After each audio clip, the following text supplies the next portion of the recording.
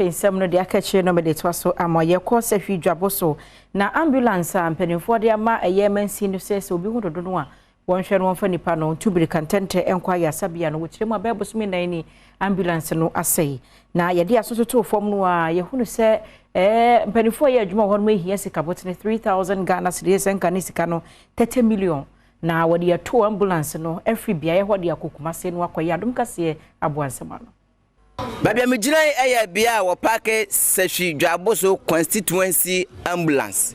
Eya ko bosome enan ni enya de se ambulance no eya adwuma. Enkomo a yensa kan se ambulance no akwakose asi Safi bekwaya. Ewo se wode ko Kumasi ekoye ho adwuma.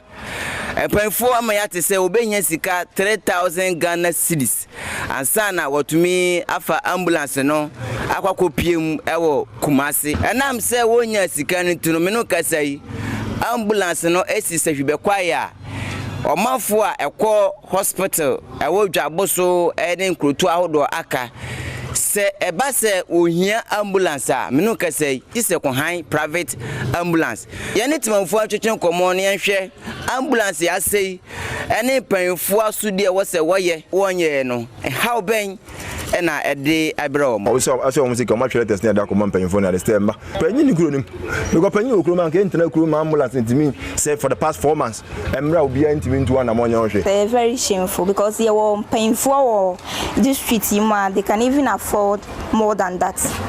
Still na yenya and it's very shameful. Sisi a okwaya sabia ho ayro ho. So be yare na etwa said no Kumasi just say kofa private ambulance. Na imagine scar nipa no betua ansan.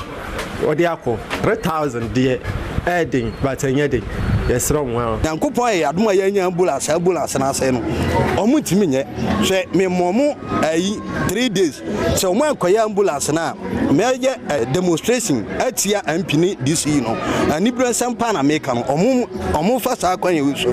Na omo konkoye ya ambulance na mai. Na ye blay okroma pai. Adem okroma ye ni ambulance bia ha.